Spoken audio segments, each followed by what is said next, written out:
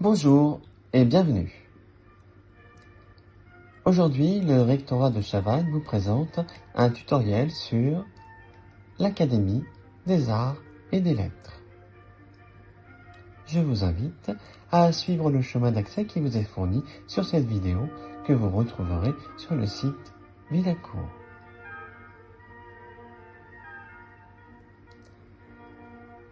L'Académie des Arts et des Lettres a été créée en 380 par Alexis Borghese, afin de pallier les manquements de vote du public dans le cadre des remises de récompenses. Vous pouvez apercevoir Alexis Borghese qui apparaît sur votre image, en haut à gauche de votre écran. L'Académie aura donc ce rôle de remettre les récompenses qu'elle partagera de nouveau avec le public, plus ou moins, selon les périodes et les influences politiques. Avec le temps, l'Académie s'enrichit de nouveaux rôles. Gestion de la vie culturelle et artistique neustrienne. Elle met au point les règlements et usages de jeux et récompenses. Elle est aussi une haute autorité vis-à-vis des droits d'auteur et des droits à l'image et tient le registre des brevets ainsi que celui des palmarès. Elle sera réformée en profondeur en 518 par Septime Onassis et en 560, sous l'impulsion souveraine de l'impératrice SO2, l'Académie devient une institution qui prend place dans la Constitution et échappe désormais aux fluctuations législatives et politiques. Quand Alexis Borghese crée l'Académie, en 380, elle confère à 5 personnalités issues du monde politique du moment le soin d'occuper les fauteuils académiques. Élus à vie, ce qui fait grincer des dents et suscite les jalousies, les académiciens sont considérés comme des icônes des arts. En cas de décès d'un académicien, ce sont les 4 autres qui désignent alors son successeur. Ce mode de fonctionnement de l'entre-soi est décrié, mais demeurera jusqu'en 539, date à laquelle l'Académie est relevée de ses fonctions par l'impératrice SO2. Entre-temps, en 518, le nombre des académiciens passe de 5 à 3 suite à la réforme de Septime Onassis. Quand l'Académie est restaurée en 560, son mode de fonctionnement a changé. Désormais, les 3 académiciens ont un mandat de 12 ans. Le premier fauteuil est accordé par le chancelier Neustrie et octroie à son occupant la charge de doyen de l'Académie.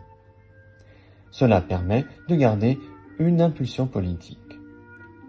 Le deuxième fauteuil est désigné par le souverain Neustrie, tandis que le troisième est nommé par le souverain pontife. En 626, une nouvelle réforme de la Constitution prévoit que dès 630, les nominations d'académiciens vont changer.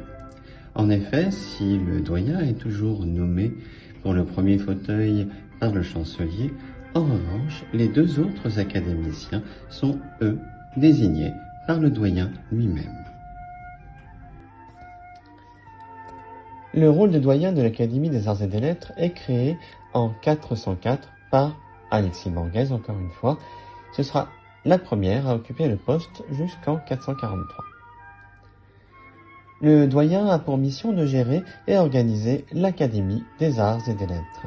C'est lui qui rassemble les informations, organise les scrutins vis-à-vis des récompenses, tient à jour les registres et rend compte aux législateurs. Il est aussi responsable des finances de l'organisme.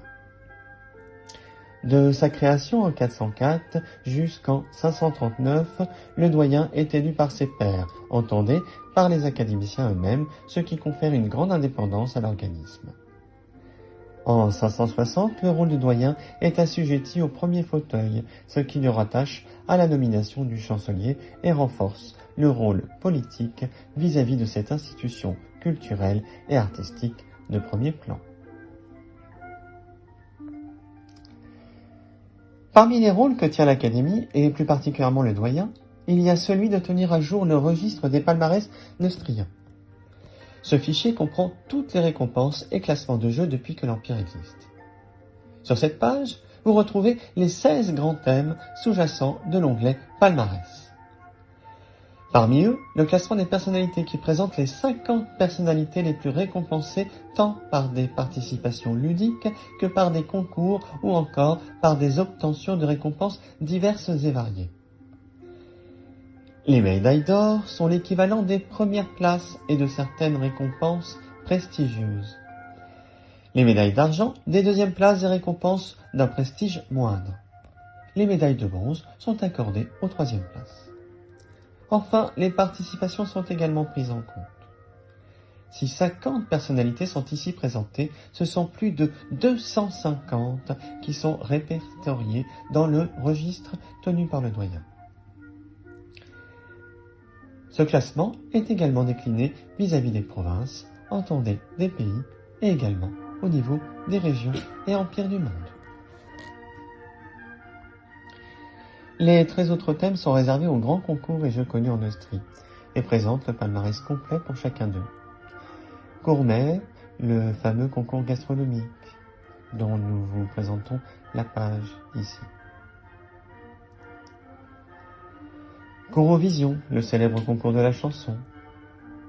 Festival de Lutèce, la compétition scénique, la fondation Alexis Borghese, qui attribue des récompenses au monde des arts et des lettres.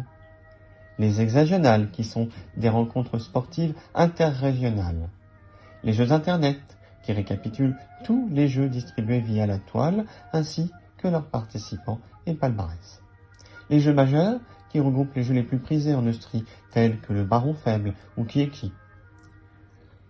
Les jeux mineurs, qui répertorient les jeux moins populaires, ayant souvent fait l'objet d'une seule édition.